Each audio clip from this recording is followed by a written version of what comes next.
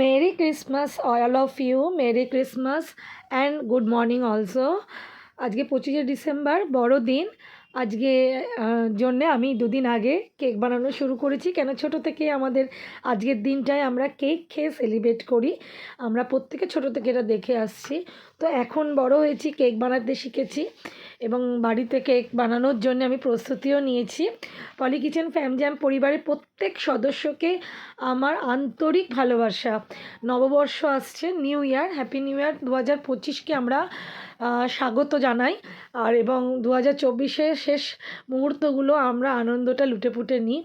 আর সবার দিন ভালো যাক, এই মানে মঙ্গল কামনা বলো, ভালোবাসা বলো, সব নিয়ে তোমাদের মেরি ক্রিসমাস জানাতে এলাম। আমি বাড়ির কেকটা তৈরি করেছি 2-3 দিন আগে, মানে সোমবার দিন।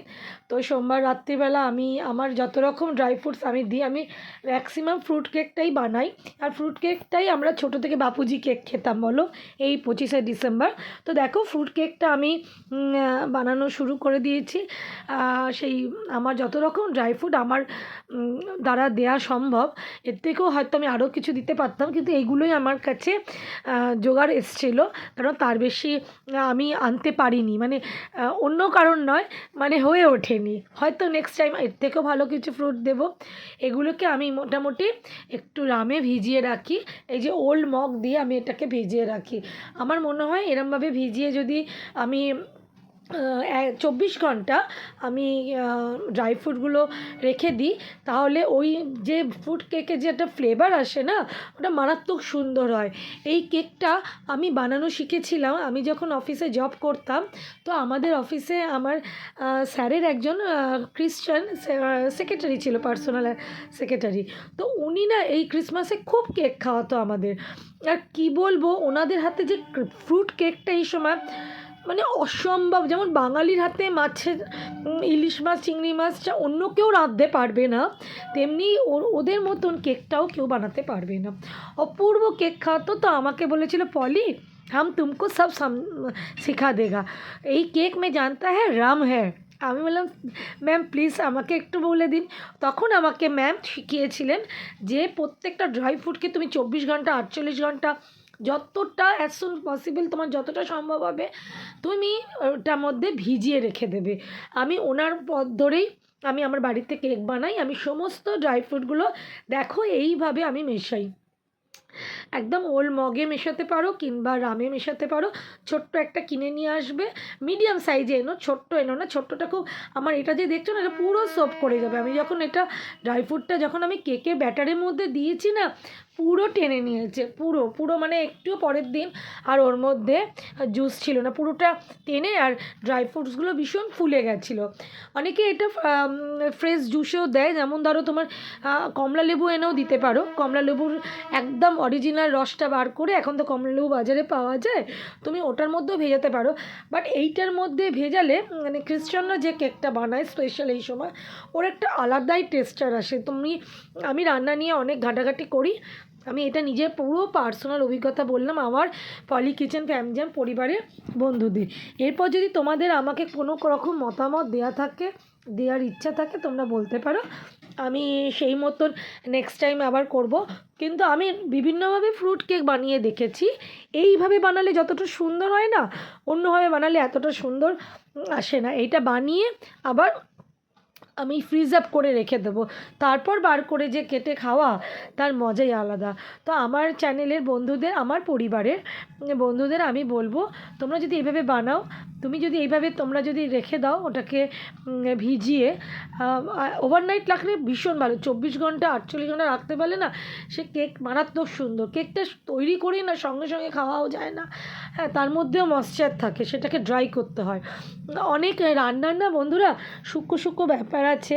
তো তোমাদের সাথে সবটাই শেয়ার করি, তোমাদেরকেই গুড মর্নিং বলি, তোমাদেরকেই সমস্ত কিছু দেখাই, কেন কি আমার পরিবার এটা, তোমাদের কাছে লোকাবার কিছু নেই।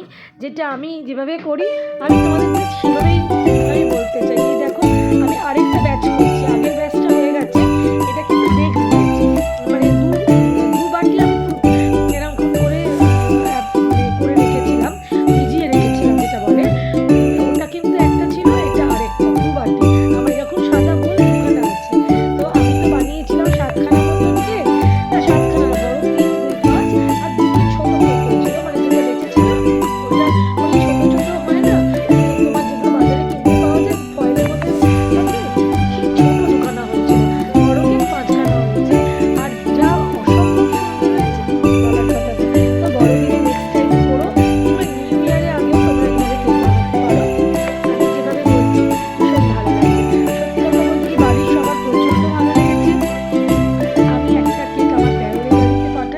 আমার তো একটাই দেয় ওর, প্লাস ও আমার বলতে পারো ভাইও, আমার তো ভাই বোন এই তরফে কেউ নেই। মাস্তো তো পিস্তো তো খুঁড়তো তো আছে, বাট নিজের নেই। মা যাওয়ার পর ওই জন্য আমি বড্ড একা হয়ে গেছি। তোমাদের সাথেই সবসময় কথা বলি, তোমাদের মূল্যবান কোনো যদি বক্তব্য থাকে সেটাতে আমি মানে দেখি কী বলতে চাইছো তোমরা, সেটাকে আমি ঠিক করারও চেষ্টা করি। আমার বান্ধবী একজন আছে যে আমার রিল দেখে দেখে আমাকে সবসময় কারেক্ট করে দেয়। ও ভাবে হয়তো আমি রাগ করব, কিন্তু না, আমি রাগ করি না। আমার মনে হয় এটা যদি আমাকে কেউ বলে দেয়, সে আমাকে ভালোবাসে, আমার ভালোটা চায়, তাই বলে। তাই তোমরাও আমার সেই জায়গা থেকেই, তোমরাও আমার ভালো চাও আমি জানি। আমার পরিবারে আছো যখন, আমারই নিজের খুব একান্ত আপন তোমরা। তাই তোমাদেরও কোনো মতামত থাকলে আমাকে জানিও, আমি তাহলে সেটা আরও ঠিক করার চেষ্টা করব। কেন তোমাদের মতামতটা আমার কাছে প্রচুর মূল্যবান। তো এরপর নেক্সট চলে গেলাম আমি ব্যাটারে। ব্যাটারের মধ্যে আমি দিয়েছি ময়দা। আমি যেহেতু দুটো ব্যাচে কেক করেছি, তো একটা ব্যাচ আলাদা আলাদা করেছি। তো একটা ব্যাচে আমি দুটো কেক নামাতে আমার 250 আমি ময়দা নিয়েছি, অ্যান্ড সেম পরিমাণেই আমি চিনি নিয়েছি 250 করে। আর চিনিটা আমি ক্যারামেল করে নিয়েছি, যার জন্য এই ব্রাউন কালারটা আসছে। আমি চিনিটা আগেই করে রেডি করে রেখেছিলাম। আর তার মধ্যে দিয়েছি 4টে ডিম, আর বাটার, একটা ছোট বাটার পুরোটাই দুটো কেকে। আর তার সাথে অল্প হাফ বাটি মতো সাদা রিফাইন অয়েল তোমরা ইউজ করবে, অবশ্যই রিফাইন অয়েল, এখানে কিন্তু অন্য কিছু চলে না, বাটার কিংবা রিফাইন অয়েল। আর তার মধ্যে সামান্য একটু নুন, আর একটুখানি তোমার বেকিং সোডা, বেকিং পাউডার এই দিয়েছি।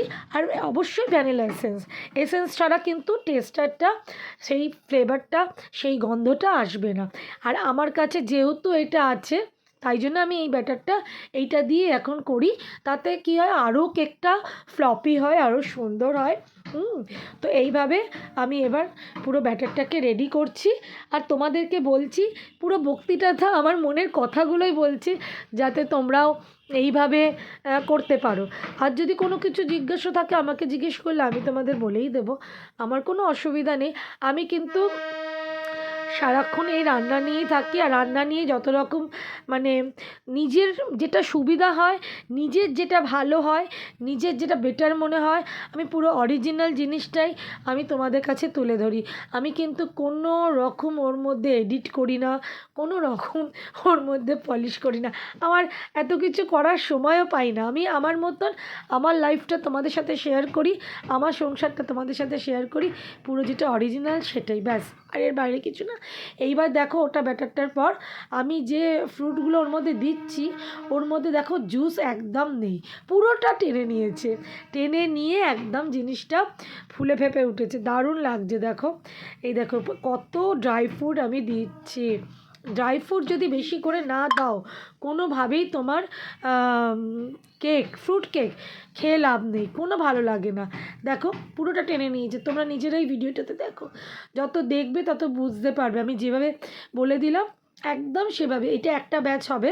দেখো আমি যে ড্রাই ফ্রুটগুলো দিচ্ছি, ওর মধ্যে কোনো রকম আর আছে কোনো রকম তোমার দেখা যাচ্ছে যে ওল্ড মগ যে আমি দিয়ে ভেজালাম, তো কি আছে, পুরোটা টেনে নিয়ে না যা ফ্লেভার আসবে না কেকে, একবার খেয়ে আমাকে জানিও যে কীরকম লাগলো। দিদি, বন্ধু, বোন, তুমি বলেছিলে আমি এরমভাবে করেছিলাম, যার যা হই একবার জানিও। যদি ভালো না হয় তারপর বলো। তারপর আমি দেখো এটা দেখছো কি টেক্সচারটা, দেখছো কি ক্রিমি, দেখো কীভাবে আমি মেশাচ্ছি, দেখো জিনিসটা জাস্ট ওয়াও। এটা দেখলেই না মনে হয় এটাকেই মানে খেয়ে নিয়ে, এত সুন্দরই না, তোমাকে কি বলবো। আর ডিম দিয়ে সবসময় কেক করবে, নিরামিষ কেক করলে ভালো হয়, বাট ডিমের মধ্যে কেকে তুমি যদি ক্যারামেল নাও দাও, যদি শুধু সাদা সুগারটাও দাও ডাস্ট করে, তাহলে ডিম দিলে কি না এত সুন্দর একটা কালার আসে না, যখন ডিপ ফ্রাই হয়ে যায় কেকটা, জাস্ট অসাম। মানে ডিমের একটা কালার আসে, মানে একটা ব্রাউনিশ কালার পোড়ার সাথে এসে যায়, মানে কেকটা যখন ফ্রাই হয় আর কি, ডিপ ফ্রাই পোড়া মানে ওটা বলতে চাইছি। তো এইভাবে মিশিয়ে নিলাম, মিশিয়ে নিয়ে এবার আমি কন্টেনারে আমার কেক টিন আছে, কেক টিনে দিয়ে আমি ওটা কেক বানাতে বসিয়ে দেবো। আর কেক টিনে কেক পেপার দেবে অবশ্যই, কেক পেপার ছাড়া কেক করবে না। তলায় যে সবাই দেখায় না একটুখানি তেল ব্রাশ করে ময়দা দিয়ে এরম করে দেবে, করবে না ওরমভাবে। তাতে কী হয় বলো তো, পুরো বাটার যেটা দিলে, যেটা অয়েল দিলে, সেটা না কেক পেপার থাকলে ওর মধ্যে পরে তো ওর থেকে আবার কেক ওটাকে শুষে নেয়, মানে টেনে নেয়। কিন্তু তুমি যদি কেক পেপার না ইউজ করো, তাহলে ড্রাইনেসে না মানে ওই অয়েলটা বাটারটা না পুরো মানে একদম ম্যাশড হয়ে যাবে একদম। ব্যাপারটা না খুব বাজে খেতে হবে বন্ধুরা। আমার অভিজ্ঞতা, আমি তোমাদেরকে বলছি, আমার কথাটা শুনো, তোমাদের নিশ্চয়ই খাবার দিক দিয়ে জিনিসটা বেনিফিট হবে। হ্যাঁ, তো দেখো এইভাবে করছি, সবটাই তোমাদেরকে জানাচ্ছি। আমি আসল মানে ভীষণ হ্যাপি। আমার এই পরিবারের সাথে যখন কথা বলতে আসি না, খুব ভালো লাগে। পলি কিচেন ফ্যামিলি পরিবারের প্রত্যেক সদস্যকে merry merry merry Christmas and অগ্রিম হ্যাপি নিউ ইয়ার 2025, 2025-এর মানে আগাম শুভেচ্ছা তোমাদেরকে। আর মেরি ক্রিসমাস। আজকে খুব আনন্দ করো, পিকনিক করো, হই হুল্লোড় করো, বাচ্চাদেরকে খুব সাবধানে রেখো। ওদেরকে মানে ওরা খুব ছোটাছুটি করবে, ওদেরকে একটু টেক কেয়ার করে নিও। বাকিটা নিজেরা স্বামী স্ত্রী বন্ধু বান্ধব সবাই মিলে গিয়ে খুব খুব খুব আনন্দ করো। আজকের দিনটা আনন্দ করার জন্যেই আমাদের আসে। যাই হোক, এইভাবেই আমার এটা আমি রেডি করেছি। এই যে আমি, আমার ছোট ছেলে আমাকে একবার না দেখালে হ্যাঁ, এরপর আমার এই দেখো এই কেক আমার হয়ে গেছে রেডি। এরপর আমি কেকটাকে কীভাবে দেখো, এর মধ্যে আবার একটু করে আমি হুইস্কি কিংবা রাম দিয়ে আমি এটাকে পুরো পেপার দিয়ে, এটা দেখো আমি এনেছি এই কেকের জন্যে আমি বাড়িতে এইগুলো এনেছি। এই সারা শীতে আমি এই দিয়ে কেক করব। ওটা কাঁটা চামচ দিয়ে আমি একটুখানি ফুটো ফুটো করে দেখো আমি এর মধ্যে এটা ঢেলে দিচ্ছি। এটাকে ঢেলে কেকটাকে আমি পুরো প্যাকিং করব নিজের হাতে করে, আমি ফ্রিজ আপ করবো। তারপর যে কেক খাবো, আহা আহা আহা, তার স্বাদই আলাদা বন্ধুরা। জাস্ট করো, জাস্ট পলির কথা শুনে করো, একবার করো আমার কথা শুনে।